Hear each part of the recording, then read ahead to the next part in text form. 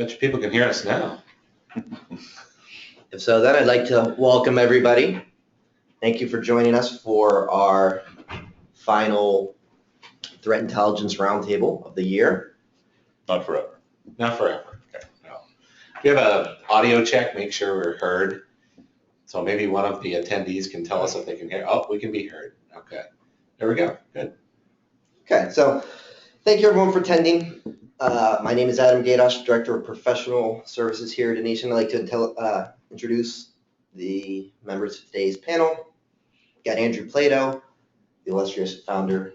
Illustrious. And CEO here at Anitian. I don't know how I feel about that. You should put that on the business card. I don't know if it'll fit. I would also say you're illustrious. Oh, thanks, Robert. And then we have two of our security intelligence advisors, Jordan Wiseman and Robert Cooper. So, before we dive into the topics we're going to discuss today, I'd like to thank everyone for attending and spending some time here with us. We wanted to briefly discuss the recent round of vulnerabilities that had been disclosed by Microsoft on Patch Tuesday. Notable this time for some vulnerabilities that have remote command execution capability. The one that's been getting quite a bit of discussion is the MS 15127. This is the DNS. For those of you that have all of the numbers memorized. Use after free. Well, you might have seen some chatter about it going around. Or you're playing bingo. And so the bottom line is, from what we have seen so far, indications of the patch indicate that Microsoft's assessment of the vulnerability is correct. Remote exploit is capable, but not highly probable, it appears. And we also don't see any indication that there are actually publicly available exploits at this time. Nevertheless, if you've got an internet-facing Microsoft Windows DNS server, you need to be applying this patch immediately. Absolutely.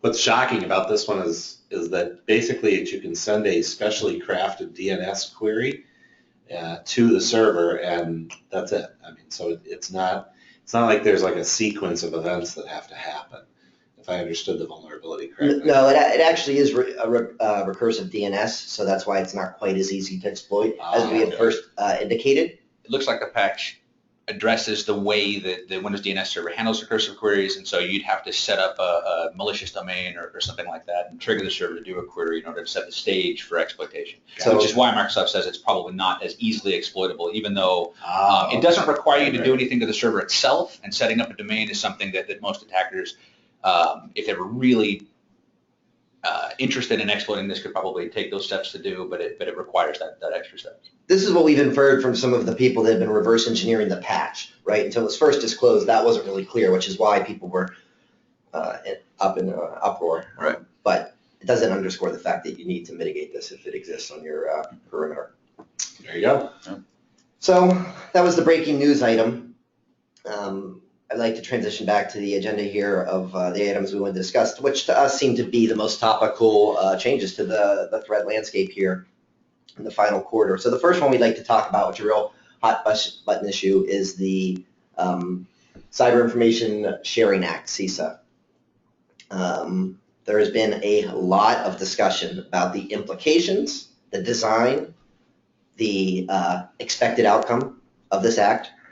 And so that's something that we wanted to share a little bit our thoughts on, what we see as the significant takeaways, the implications, and what's still left to be done. I guess I'd like to start with talking about some of the key points that we find to be potentially contentious and that you would need to be aware of from a perspective of being an information security practitioner in the enterprise. So this is an act encouraging industry to share information with the federal government for the purposes of aggregating threat intelligence data, which on its surface, I think, is it's a laudable goal. It's definitely something that the industry's been asking for a while. We need the ability to more easily share that information. That's right. And just for clarity on the status, this actually passed the Senate. There's a similar bill that passed the House a few months ago. Yeah. And so right now it's in reconciliation. So it's not technically law yet. They've got to reconcile the two bills, and then it's got to go to the president, which, from what I understand, the president will probably sign it. It seems like the momentum's there from what we understand. Right. There seems to be pretty broad support at the congressional and executive level for this. Which seems an appropriate reaction to the litany of breaches that have occurred, in the headlines over the last year or so, to be able to show demonstrable action on the part of the government. Well, I think the initial forms of these bills had a lot more features, obviously, that made it to this point. The remaining sort of aspect of this that actually is attempting to enable the sharing of that information is probably one of the most contentious, or really the contentious aspect of the bill, and that's that to promote private organizations to share threat intelligence or threat indicator information with the government. The bill essentially indemnifies that organization, or at least holds them harmless against prosecution or against liability. Yeah, their obligations, both legally and contractually, to their customers for disclosing information about them. That's right. It effectively supersedes every pre-existing agreement an entity might have concerning the privacy or confidentiality of data that organization shares under the auspices of this act. An example of this might be something like if a healthcare organization was sharing data to the government, and the data that they shared contained your medical records, and that was part of the data they ended up sharing, either purposefully or unintentionally, then they would essentially be indemnified from any kind of liability based on that sharing. Regardless of any, business associate agreements or other type of contractual obligations. Right, or legal which is a good obligations. example, because that basically means that sort of scenario almost entirely nullifies HIPAA. Well, there are specific provisions in CISA and in the House bill that basically instructs organizations to attempt to remove personally identifiable information from whatever they share. But if they don't, or leaving it in is necessary because it's an aspect of the threat indicator, then it's not the company's fault. That's right, and it is intended that the data would be sanitized upon receipt in the event that there is any sensitive data. That is my understanding. Yes, but it's interesting to note that the commentary for the bill itself and some of the details in there talk about most of the preparation for dealing with that have to do with after the fact. In other words, if there's if the government gets some of this information and tells people about it, say, hey, there's this threat indication, and it happens to contain public information, they'll deal with it after the notification's already been sent. It's sort of like, how do you put the cats back in the bag once you've let them out? It's that kind of a problem. Well, there's also this notion in this that there is some gigantic sanitization sort of thing, the giant uniblab that we can shove data into it and it'll sanitize it, which I think people in Congress thinks exists, which of course all of us know does not exist. There's certainly, it's very difficult to sanitize large quantities of data. It certainly exists. DLP has been around for a while, but the effectiveness is really what I think is suspect there. Yeah, but DLP isn't going to do that. That isn't. I'm talking about the classes of technologies they could be utilizing in general terms. Does data sanitization exist as a concept? Sure.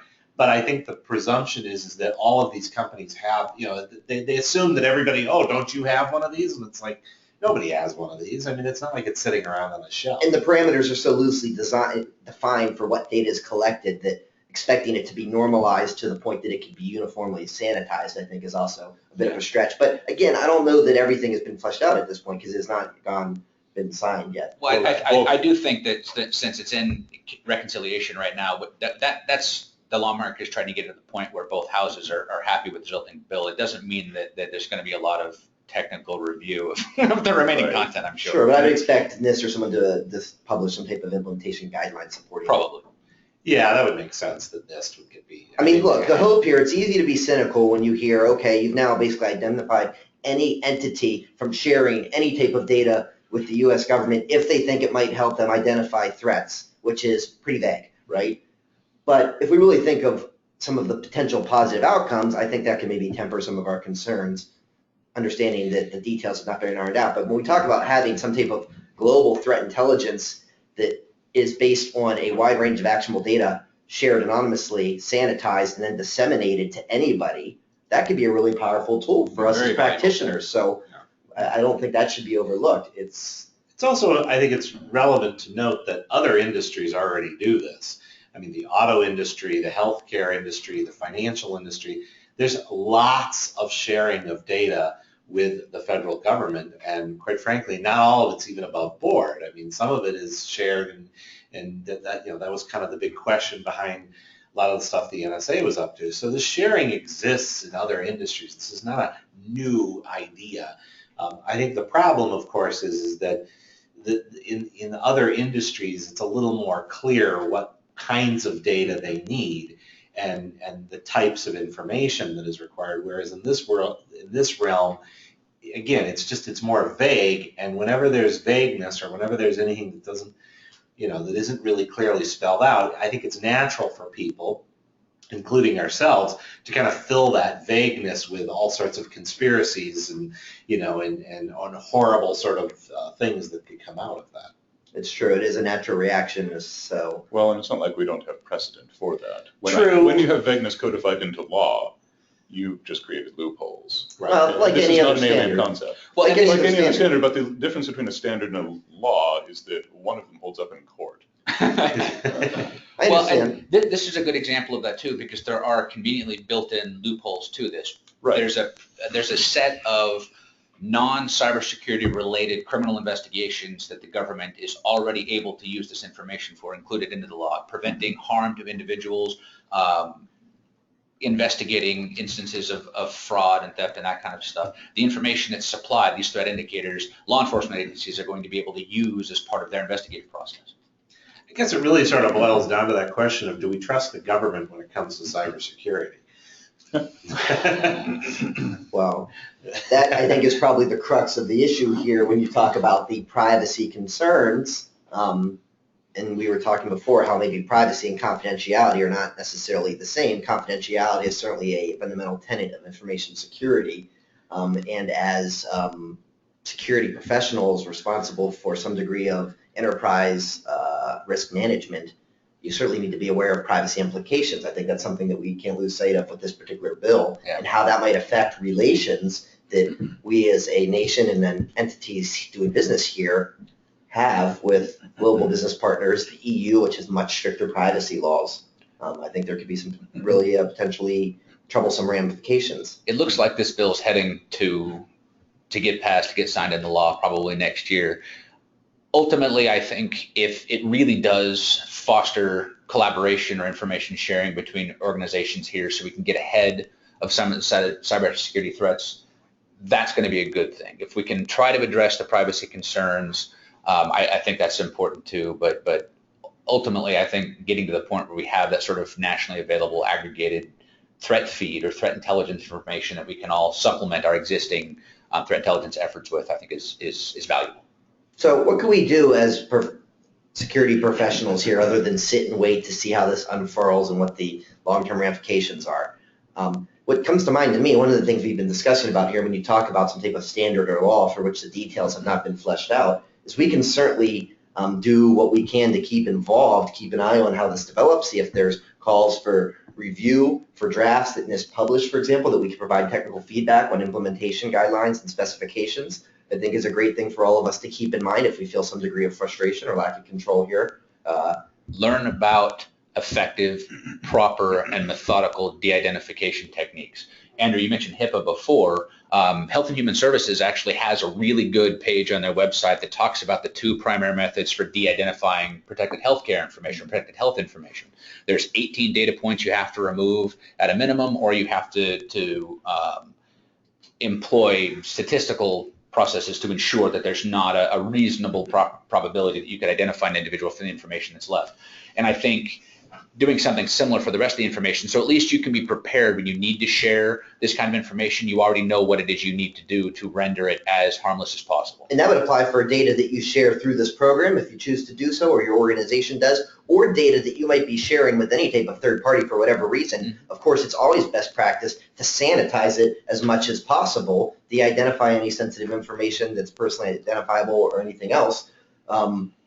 Only to that which they need. Of course, the problem is in some cases you must share sensitive data with business partners. There's only so much we can do, though, in terms of due diligence, and I think that's a great point. I would add that I think a step back from that, before you even get to the de-identifying the data, is you also have to identify the data. So you have to know what you have. And right. Let's face it, a lot of places don't even know what they have. And so that classic sort of, I mean, it's, it's the number one item on the SANS top 20 list. You need inventory. You need a complete, comprehensive inventory of everything, not just how many Windows laptops you have, but also the types of data you have, where it's stored, what it does, what its purpose is.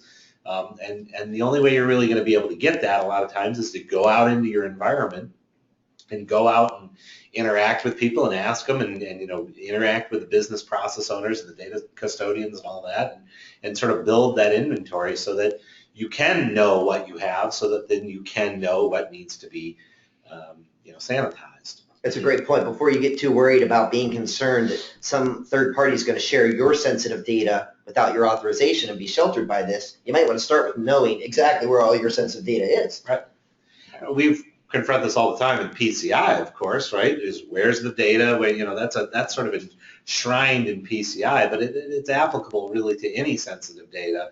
Is where is it and how do you control it and all that other sort of good stuff. As far as controls go, one other thing that's very simple and fundamental but should not be overlooked, of course, is encryption, right? You could sanitize data to render it less, impactful, but that's not always the case. And so let's not overlook encryption at every possible opportunity for sensitive data as a measure of practice, both transit and storage. Which gets to an interesting point. We brought this up, when we were discussing this issue. We said, well, how do you, the challenge, of course, is that with this law in place, essentially you could be interacting with third parties. Let's just say somebody like a Verizon or a big network like that, and they could be sniffing up data, right? They could be sniffing your packets and putting all that data into some gigantic hard drive somewhere, and then they decide, we're going to go share all this with the government so we can indemnify ourselves.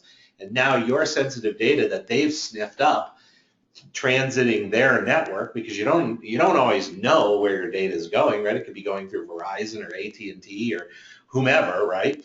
That data has been sniffed up, put on a hard drive, and has now been shared with the government, and could potentially be out there. And of course, they're indemnified from any liability, but you aren't necessarily.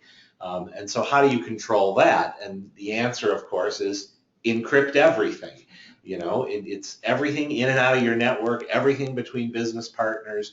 If it's encrypted, then if there's somebody in between you and that third party sniffing up packets, then at least what they sniff up is encrypted and it's not going to be indexable and all this other sort of stuff. That's right, especially if you're doing robust key management and key custodianship, where you might have data that you have to share with a third party that might, depending on how you're managing keys, as robustly as possible, only certain people at that organization would have the ability to even decrypt the data. So it couldn't be accidentally shared and decrypted by the government necessarily anyway. And all this touches on something that's not one of the four topics we talked about, but is kind of common to the current threat landscape, is that if you are going to employ encryption, you have to keep, as part of your planning process, your implementation process, you need to ensure that you're using cipher suites, individual ciphers, and bit lengths at the very least that are strong enough to withstand modern computing. I mean, the Group 2 suites that everybody talks about as being best practices for, VPN, IPsec tunnels, that kind of stuff, came out over 10 years ago, right? 2006, 2007. So you can't assume that that's the floor for acceptable encryption anymore, really, right? That's a fantastic point, especially if one of your underlying concerns with the bill is the fact that ultimately you're going to be dependent on the U.S. government to have some responsibility for securing your data.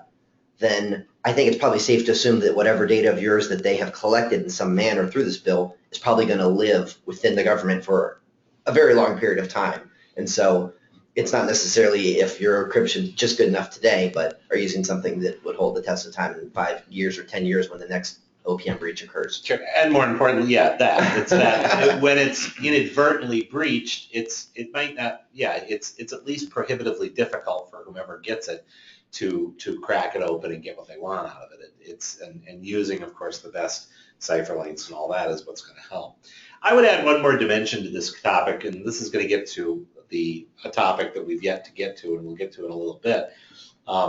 This concept also raises the challenge that I think many organizations have today, which is the ability to ingest and handle and work with threat intelligence.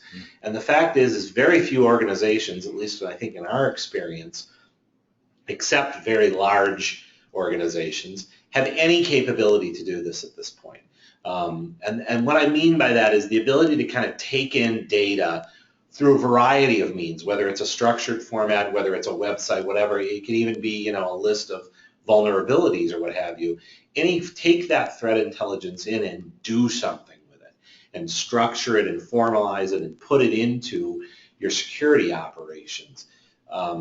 That is something all organizations have got to be able to do in the future, because it's not enough to just go out and buy the DLP or the next gen firewall or whatever. You need to be able to seed these devices and technologies with data and intelligence that has the capability to respond to these emerging attacks, and create control structures that are timely to the latest threat intelligence. Yeah, that intelligence needs to be consumable though, and so I think it's why it's fair for us as practitioners to have some concerns about the outcome of the act, as to if they do end up sharing the data with the public, fantastic, but we all know, at least from what we do here at Anitian, how difficult it is to weed through that data to come up with actual intelligence that's a consumable format, and that's just with our own firm. The task of sorting the data that they're going to be potentially collecting and make it consumable to the world at large potentially, and that's really much more exponentially difficult. And that's ultimately the challenge we face right now, is how the heck do you consume this, because it's virtually unconsumable right now. Well, a lot of people look at threat intelligence, they buy these feeds or appliances or whatever, they claim to be threat intelligence stuff, but they're all automated. The problem is that security intelligence, just like traditional forms of business intelligence or corporate intelligence, or even when you talk about other aspects of security, as military intelligence or whatever, the trick isn't getting all of the information. The trick is identifying what about it applies to us, what matters to us, what does it mean, and that's the aspect of, exactly. A lot of organizations will do competitive intelligence operations against, the other companies that they're competing with in the marketplace, other things about the marketplace. They talk about where they're going in the future, what they need to do, differences in products, all that kind of stuff, to figure out what their differentiators are. But when it comes to security intelligence, they're like, oh, I have an appliance for that. It's like, wait a minute. You don't have an automated thing for the other aspect. Why do you think it makes sense? The other challenge of that is that when you look at a lot of the vendors out there, the next gen firewalls, the DLPs or whatever, their threat intelligence has to be sort of normalized across their entire client base. So you think about, you take the Blue Coats, the RSAs, or the Palo Altos of the world, right? Okay, well, they've got thousands of customers, right? Their threat intelligence that they seed their boxes with has to accommodate their entire client base. They can't be putting out data that only a tiny little fraction may or may not use. They have to kind of deal with their entire client base. So at some level, their threat intelligence is always a little behind the curve, because they can't release threat intel that's going to basically shut down half, all of their utility customers or all of their healthcare customers. So threat intelligence goes beyond just being this, something that's in an appliance. It's very specific to each industry too. The data that's relevant to industrial controls and utilities versus healthcare versus financial services versus retail, I mean, it's all pretty wildly different at this point. And a lot of the threat intelligence solutions are out there today. Some of them attempt to do a good job of identifying based on industry. In healthcare, these are the general attacks that are going on right now. This is the kind of information to look for. In retail, these are the attacks. These are the point of sale systems being targeted, that kind of stuff. But like you said, it's kind of the general case. Right. If you as an organization are specifically being targeted for cyber espionage, for example, if someone's trying to steal your products, your IP, something like that, the attacks hitting you probably aren't going to look like the general case. Right. And you have to be able to identify those. And the fact is, by normalization, by definition, means you're weeding out some degree of detail for the sake of giving more universality to that data. So there's a possibility, of course, you're going to be losing something germane. So threat intelligence means not just looking at the information available out there, but it means looking at your own monitoring information. Well, I mean, let's remember the whole definition of threat intelligence, of course, which I wrote about. Nice plug for my blog entry there. Which is, it's anything that basically helps you make a decision, right? Or anything that seeds your other mechanisms in your environment to make them work better. So threat intelligence is kind of a very big catch-all term of its, this giant bucket of which you pour things into, and out the end comes some kind of decision, some sort of rule, some sort of signature, some sort of heuristical kill chain, blah, blah, blah, whatever the heck the buzzword of today is. And the problem is, though, is that what you're pouring in the top in today's world is it's all over the map.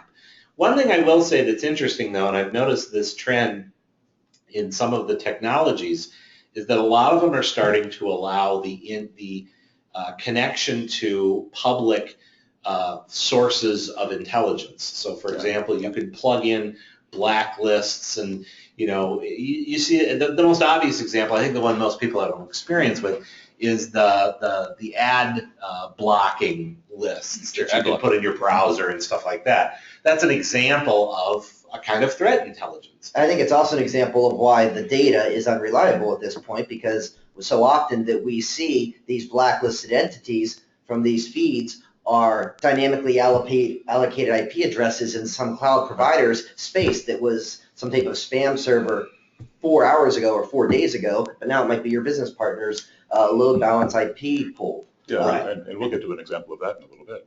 Yeah. Well, strangely enough. Why don't we, maybe that's a good segue then to go into our next topic, since I feel like we've already hit the halfway mark and we've battered this topic. I did want to speak a little bit on threat intelligence, that you have services and appliances that take in automated feeds and do, their best heuristically to deal with it. But at the end of the day, if you're treating organizationally, if you're treating that as a one-off appliance, it's a toaster, and the people operating it just know how to plug in bread, you're still not going to have people on the ground who have to make decisions any more informed about the decisions they have to make. Right. Which means that we also need a way for the threat intelligence to be digestible in a human format, so that the actual people responding and dealing with the stuff on a day-to-day basis actually understand what's going on. Well, and I think that's an aspect, we've talked about that before, and we talk to our clients about that quite a bit. In fact, when we do risk and when we do technical security assessments, it's not enough to have the tech that you need to secure your business. The people you have running that tech need to know how to do it, how to deal with it, and what the information coming out of it means. You might say they have to have the procedures. Policies, procedures, standards, guidelines are all very important, but so is experience and training. Well, we always say, security is people, process, and technology. So just by the technology, in that order, and not having the people to follow the process to consume whatever the technology is doing, it's useless. I don't want to drag on too much more, but I do think it was a good analogy there when you talk about military intelligence, for example, versus information security intelligence and dependency on automation, why that's so dangerous. Think about, obviously, we know there's a large number of people in the military industrial complex, or those three-letter agencies, monitoring all of the automated data to make these human decisions. And we still have things that tragically slip through that dragnet. But they're certainly also effective in preemptively blocking a lot of attacks and other things. And so to think that somehow on the information security side, we're going to have some NCIS style, hit the button and it just blocks all the bad guys, right. I think is ridiculous. Well, and that gets to another point we talk a lot about, which not to Andrew's point, we don't want to belabor this too much, but prevention and all that stuff up front is great too, but you can't get all that in place and say, oh, well, we'll get to incident response later. It's like, no, you have to be ready to respond to an incident when it happens. The whole point is to generate that activity, and if you're not prepared to do so. Yeah, try to prevent it as much as possible, but always be ready if it does happen to do what you need to do. However, and let me add the last bit to this, which is a lot of the big vendors are working right now toward these gigantic big security analytics platforms. Cisco, Raytheon WebSense, IBM, Blue Coat, they're all trying to build these gigantic, boop, press a button and blah, and it goes everywhere. I mean, Cisco really laid down the gauntlet at RSA on this, and that's every acquisition they're doing right now is a security analytics play. They are trying to build a singular platform that will meet this detect anywhere, block everywhere sort of mentality. So the industry is trying to work on it. It does not exist yet, though. No, We're easily 18 months off from a true unified platform, and Cisco's probably going to be the first to get there, although others might get there. We'll see. Well, we got to see what Symantec does this year. The most effective self-learning, self-healing preventive system we know of is talk about biological immune systems. They're not perfect either. Even when the industry gets to the point where we can automatically identify, respond to, and eliminate threats, you're still responding. Right. There's still going to be stuff that's going to get. Of course, you're never going to rule the person out. I think security analytics holds the promise of at least making it where a smaller number of people will be able to enact change and be able to enact, to respond quicker. Let's move along, though. Let's not dwell on this. Well, the fact is that is one of our next topics. I think it's a fair segue. You've already really started. We do have a question, though. We have a question about threat intelligence. Maybe we should actually answer this. Threat intelligence is most effective in a mature organization. You could say that again. Is the majority of companies today you encounter running a security program with the appropriate level of maturity for TI to be valuable? That's, I think, a pretty easy one to answer. I'm going to go out on a minute and say no. 1, 2, 3, no. Yeah, 1, 2, 3, no. I think for the reasons we just underscored, though. Yeah. Without belaboring the point, the fact is you can have all the data in the world. It needs, no matter how actionable it is, if you're not in a position to take an action on that data. Well, I've said I have the I do a lot of my industry analyst stuff and other things, and I was actually out working with a large security analytics or company in this space at one point, and they said, what's the challenge that we face getting into customers? And I'm like, the problem with almost every customer you have is that your product is way beyond their capability. Yeah. You've got to raise your customers up in capability before they're ever going to be able to make value out of this you have a great piece of technology that is going to just go right over the heads of 99.9% of the security people out there. And because of that, it doesn't matter that you've invested $100 bazillion trillion to build this amazing thing. Nobody's going to get it. Well, and they're not going to be able to exploit the value of it. Ultimately, security, just like every other aspect of information technology, is about enabling the business to work better. And realistically speaking, the companies that have the most mature security organizations are the ones that are targets, have been targets, or have a high degree of likelihood of being targeted. That's why the financial institutions, aside from all the regulations, they've been looking at ways to improve security for hundreds of years. They started with banks and safes and armed guards and all that kind of stuff. And it's just like that in cybersecurity. So it's not just the big organizations, it's the folks that are attacked constantly and have been having to deal with this. That kind of gives you back to the traditionally high profile industries. I would agree with you. I just think we need to remind everybody that you should not assume that because you're not necessarily in a high profile industry that affords you the luxury of being particularly lax in your security program. Well, what it gets here is actually a good example of this, because I think a lot of healthcare organizations for many years were sort of like, oh, why would anybody attack us? We're trying to heal the sick. And the fact is that I think a lot of them are now waking up to the reality of that the data they have is actually more valuable than credit card. Right. Well, and so they are much bigger targets than a lot of them want to admit. Well, I think what that gets back to is something that we've talked. You gave talks about it before, about communicating risk to the C-suite in your organization, right? Companies that are in those high-profile industries or have been attacked have the awareness in executive leadership that they need to do something about it. And so for the companies that aren't quite there yet, building that to that point isn't just about acquiring the tech and building the structure. You've got to convince leadership they need to do this. You've got to get them behind it before you start. Which means don't go buy a new firewall. All right, let's move on to the next topic. You want to kick off our next topic? Well, I was thinking that we could continue with some of the changes in the security analytics market, unless you'd like to see that for the end due to the... I think we beat that to death. I think we should get to that topic. Okay, Internet of Things. Let's talk about the Internet of Things. Speaking of having security issues everywhere. Well, that's what the press would like you to think, is the idea that the Internet of Things is going to be the end of the world because your fridge will start attacking your organization. So why are we talking about it now, though? Because I think it's a hot, buzzy word that's on every webinar.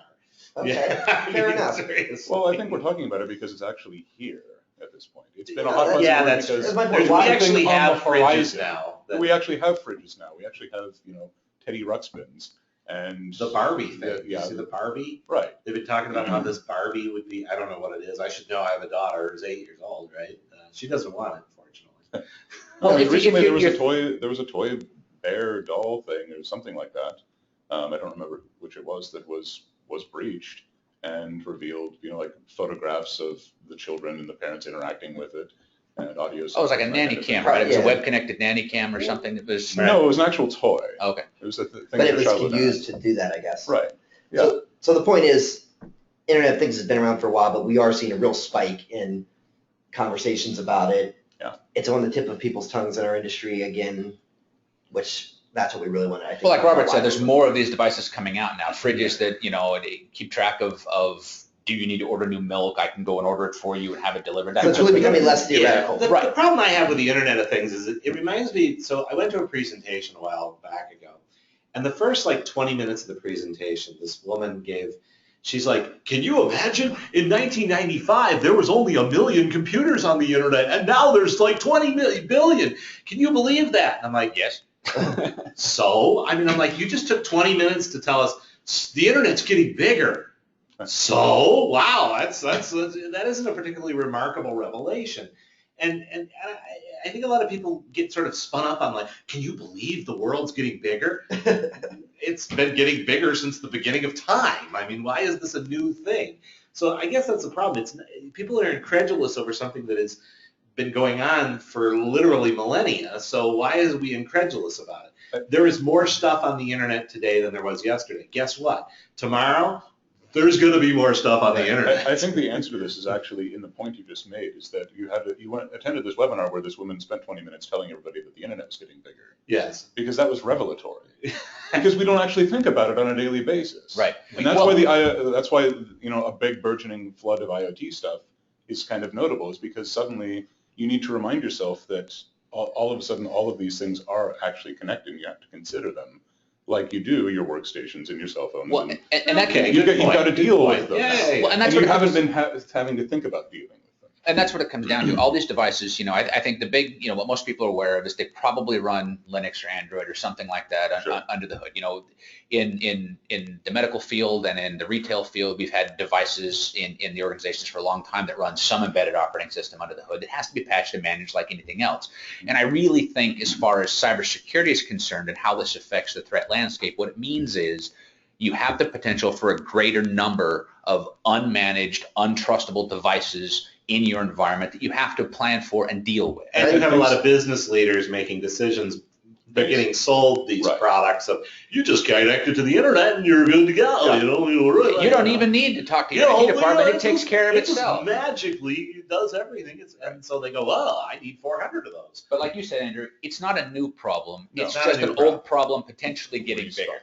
And it's gaining momentum. I think there's, when we look at the preponderance of IoT on the internet, I think we should look at it from two different perspectives. You're going to have your consumer grade devices. That's going to be the bulk of it. A lot of them. Probably. As a professional practitioner, there's not much you can do about it, although I think we need to be aware of the fact that there's probably going to be a likelihood of spikes in different types of malware that might be used already in is, these in fact. devices. Already is. Yeah. Botnets and stuff. So maybe more, bad endpoints, dirty endpoints on the internet. I think internally what it means is, even though we harp it, and we have been as an industry forever, that having an inventory, we just talked about data inventories, what system inventories too, I think it does mean you're more likely within your organization to have internet connected devices that were maybe procured not through the funnel of IT because they weren't considered really to be internet devices. It's some other device that just happened. It's a coffee maker. Your finance team just bought a bunch of stuff and you're like, well, just plug it into the internet. Exactly. So what does that mean? You need to be making sure that you're doing the due diligence you always should be doing, which is monitoring your network for changes, your ARP tables, IP address, reservations. And remember that these are things, you are not probably going to be able to ever update, or very rarely. You're not running antivirus on this. You're not going to, all that money you just spent on Bit9 and Carbon Black and Cylance and all, that ain't running on that either. Your antivirus product ain't going to, so a lot of the controls that you have in place are not going to be relevant. You're not going to put two-factor authentication on your TV. Yeah, we talked a little bit before about that's a good idea. The maturity. Well, you can keep your kids off of it at night that way, right? Yeah. We talked a little bit before about the maturity model of security organization within an enterprise, and traditionally we've often told, a lot of security experts have told folks that network access control is a great idea, right? But it's more of a higher maturity thing because it's more complex to implement. But frankly, I think these kinds of, the Internet of Things is going to make that something that needs to happen sooner, not later. If you've got unmanaged points for getting onto your network, open ports, wireless, all that kind of stuff. Or you have a flat network anyway. I'm going to take a giant thumbs down on network access control. NAC, have we ever seen a company that made NAC work?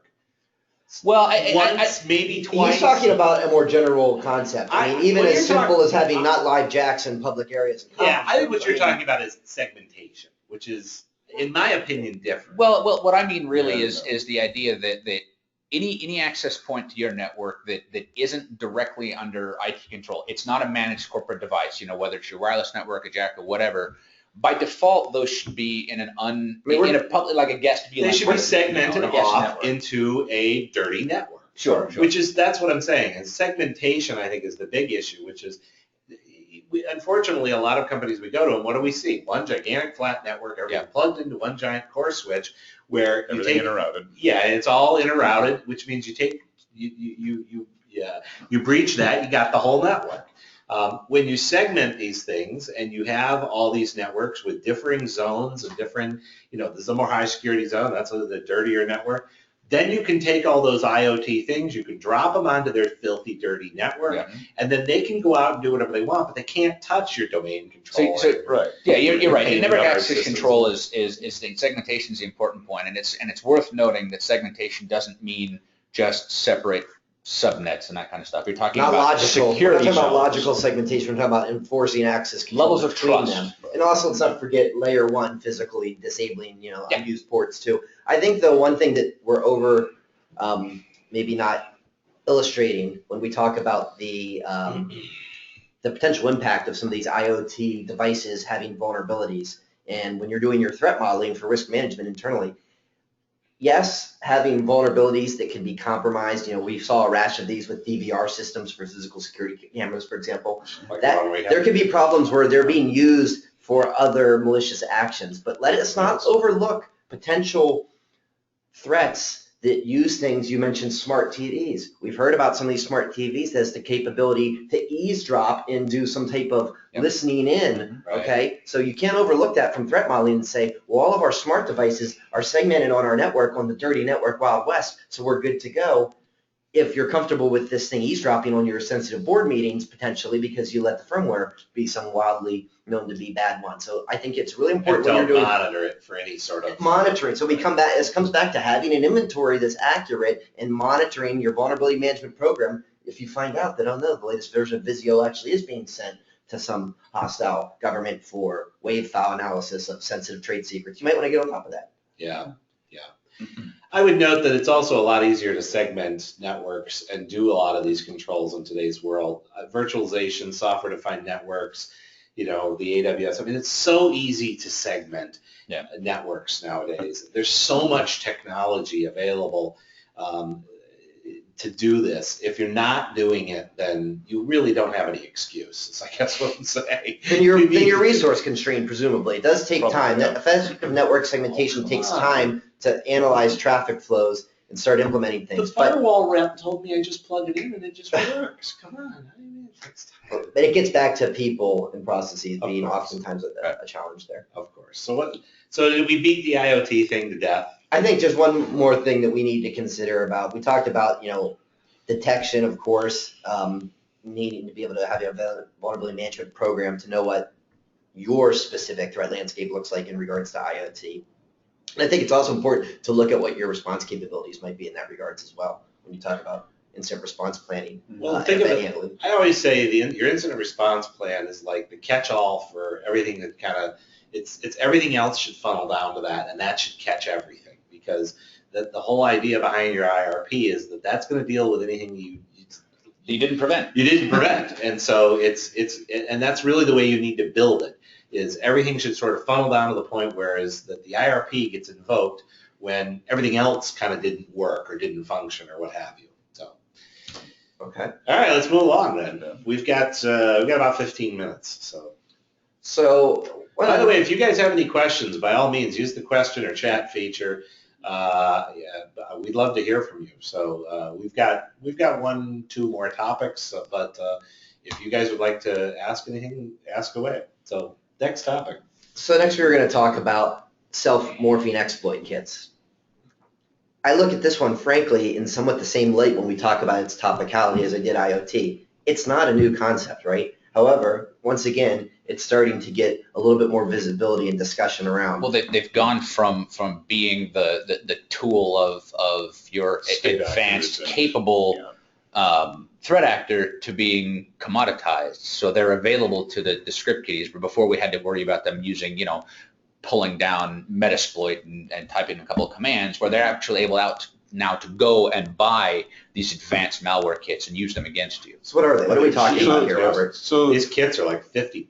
yeah, I mean, they're very so let me tell you what $50 can get you. And what is a self-morphing exploit kit? Well, so the recent example of this was the nuclear kit, which has been around for a long time. Like, it's just an exploit kit full of different exploits you can go on IRC and into a darknet and buy. The version that I think it was the MorphSec blog found and disassembled did some pretty amazing things, such as rotating the encryption in the host server every hour, keeping and tracking and synchronizing a concurrent list of infected clients so that a client could not be reinfected over a certain period of time, which is supposed to essentially kind of thwart behavior-based analysis, because if you go to a first response and you go to the workstation, you're like, okay, what did you go visit? Type, enter, and like nothing happens. You're like, well, this didn't happen this time.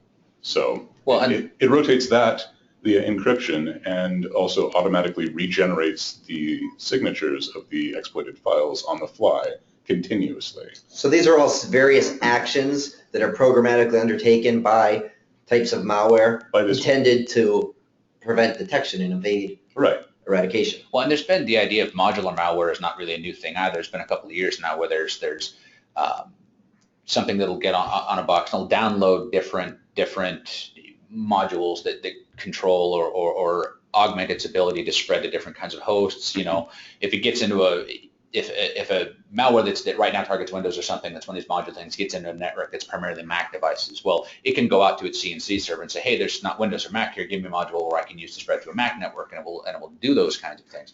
And I think the issue here isn't so much that they have that capability or that it changes the behavior of the malware, therefore it changes your response. How do you detect it? How do you deal with it? How do you contain it? All that kind of stuff. It's the idea that, like Andrew said, they're cheap now. Yeah. The people that didn't used to be able to employ these things can. And I think they're easy. And I think what we need you don't need to be, I mean, anybody with even a modicum of technical capability. Like if you could run a WordPress blog, you could run this thing. Yeah. It's true. Yeah. I think for the sake of specificity, though, we need to talk a little bit about the taxonomy of these.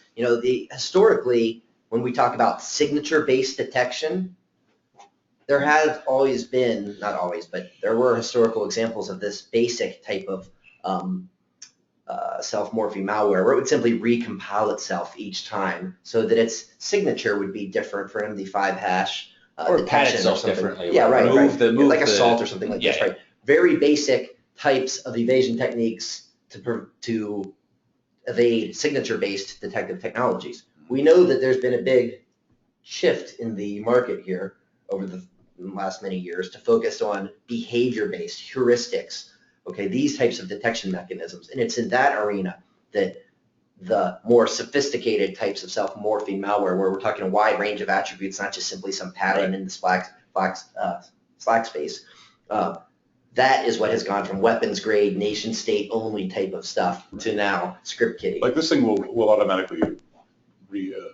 reassign its function names and variable names every time it gets exploited. That's what we're talking so we're really talking about the arms race that we've been talking about for years, that signature-based detection mechanisms failed, okay, because of the self-morphing.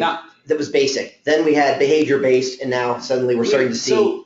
And I tend to be, remember when we had this debate the other day, and I was like, heuristics, it's all signatures.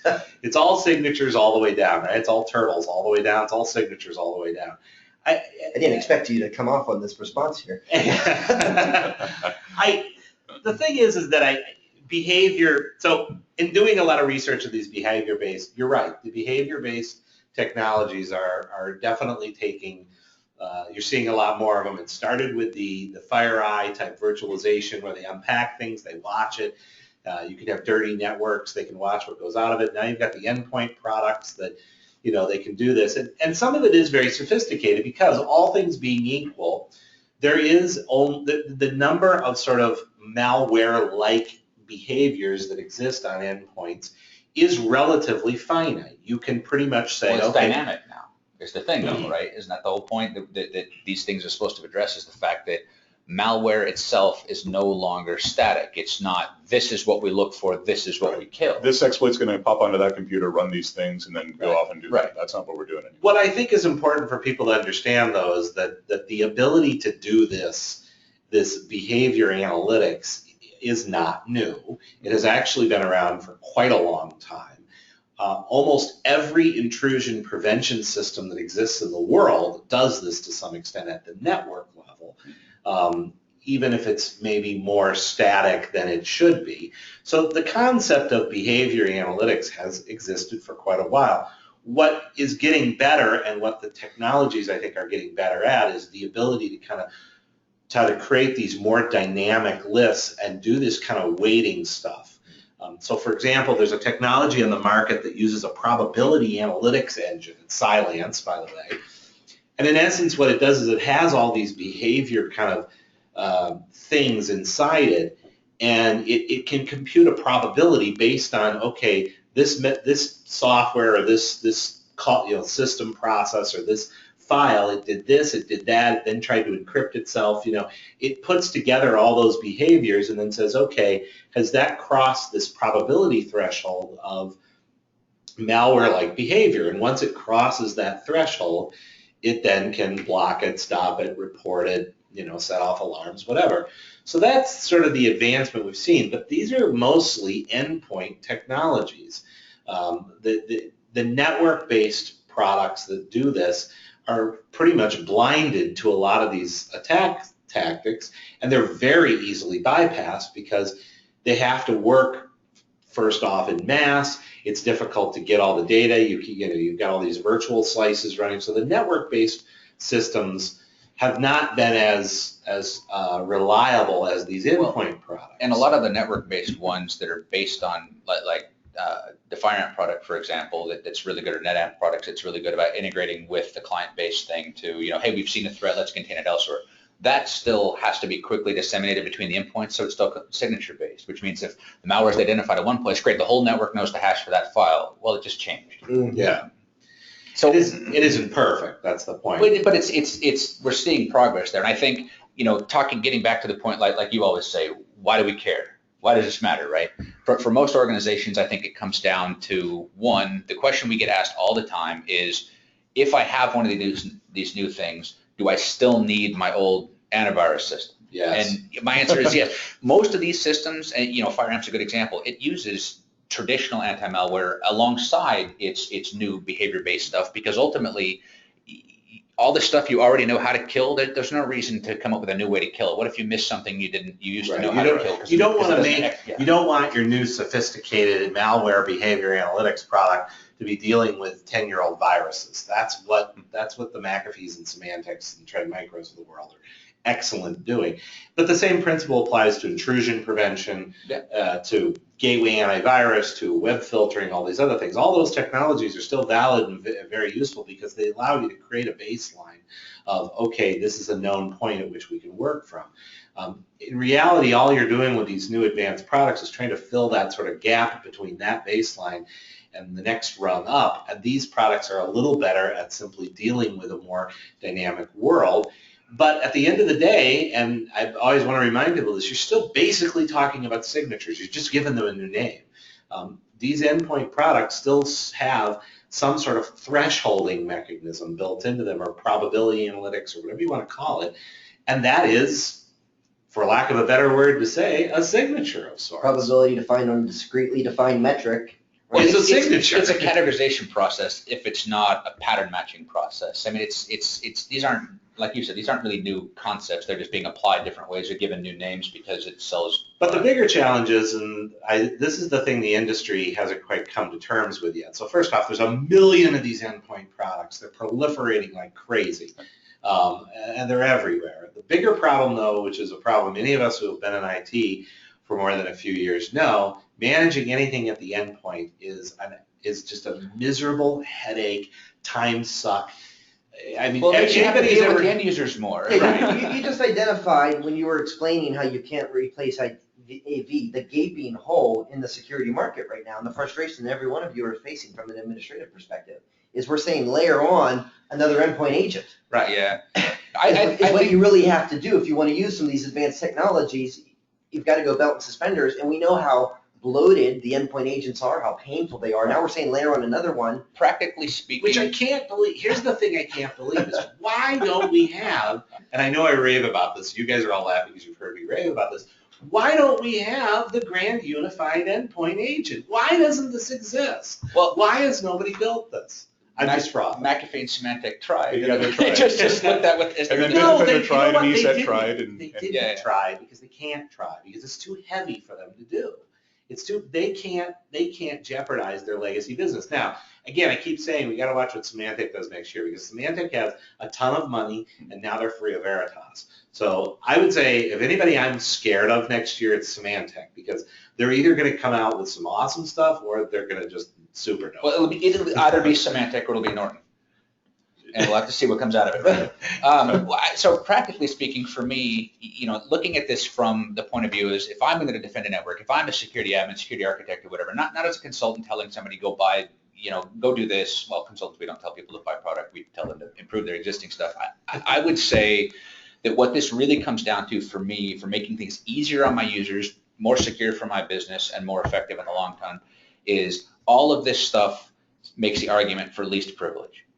And I don't just mean removing administrators. I mean determining what it is your folks really need to do in order to do their job and making sure that's all they can do, because that is the number one thing you can do that will limit the impact of compromise.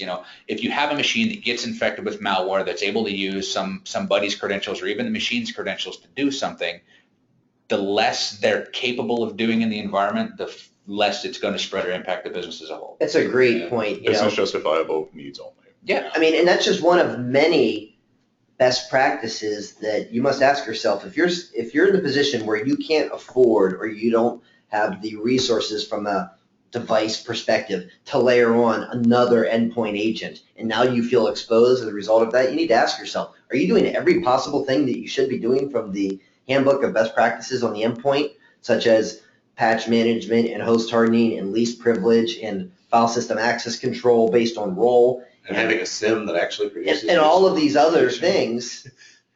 And if the answer is no, then don't even worry about the fact that you can't put on the advanced threat detection agent because it's going to conflict with the AV that you have a 5-year contract on. Start with the basics. Yeah, you need fundamentals to build on. Right. That much being said, I do think we are going to see a lot of these. I say this every year, and every year I end up disappointed. But maybe this year, come on, let's do this thing, people. Maybe this year we will start to see some of these unified agents come out that can do all this. And maybe the McAfee, Symantecs, and Trends will pull it together. And you'll have a single agent that has some of this behavior analytics built into it. I don't know. I'm idealistic. I want to believe. I'll just call it along with you. I think next year is going to be the year for Linux desktop. But then Linux will be targeted, and we'll be saying after that, maybe we'll go back to Windows. I don't know. I think the unified agent thing is a great idea, but I think it's going to take more than just some security vendor. It's going to take Apple and Microsoft and the Linux Foundation working with these companies to provide more than just filter level hooks into the system activity. We were supposed to get that when McAfee was bought by Intel. They were just going to put it all on a chip. Yeah. All right, so I guess we're out of time. Is there any last thoughts we have? What do you guys? So real quickly, you guys 2016 prediction. What do you think is going to be the big story in 2016? The big story in 2016. Botnet of Teddy Ruxpin's takes down DoD systems in a DOS service. That's DDoS a good for one. I hire. actually think that might happen. No, I'm actually not entirely kidding about that, because malware and attacks as services grew significantly over the last year. Right. I mean, we had issues with a Holo VPN, with people downloading this free VPN that just turned their computer into essentially a Tor node for this other VPN that these people were using. We've got DDoS for hire, that you can go and just plunk in some bitcoins and then go shoot a target.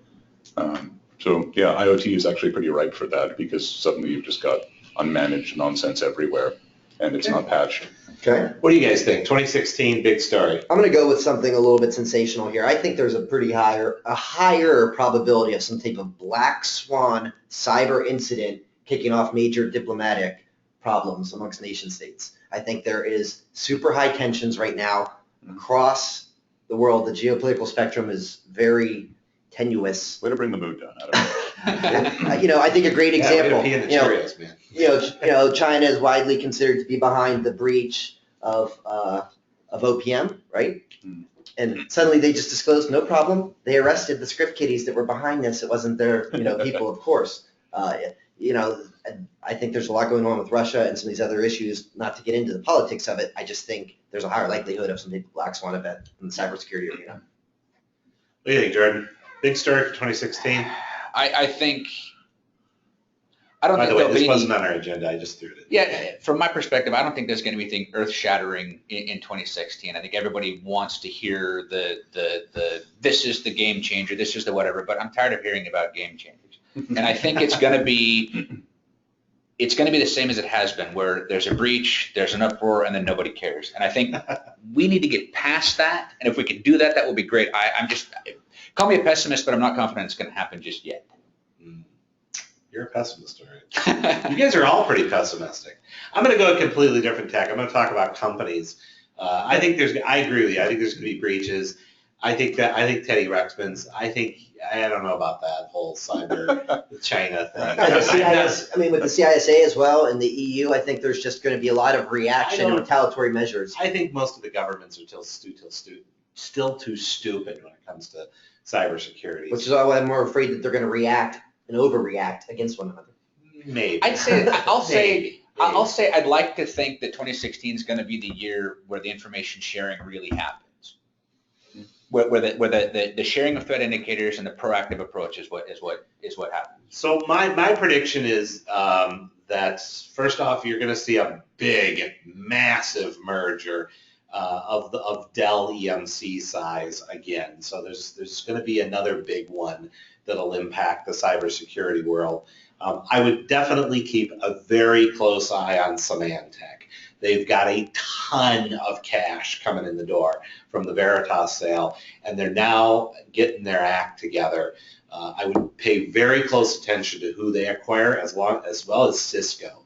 Watch those two. Cisco and Symantec are going to fight, and they could be the merger, although some people are saying Cisco and McAfee Intel.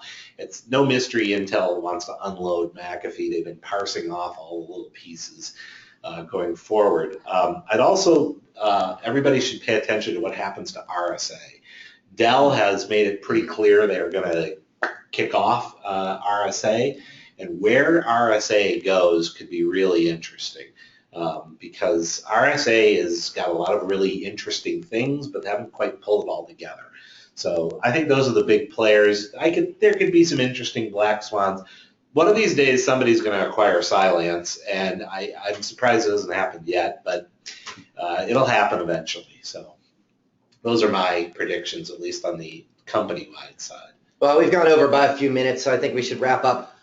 I'd like to thank everyone for attending today's webinar. If you have any follow-up questions, please don't hesitate to reach out to us.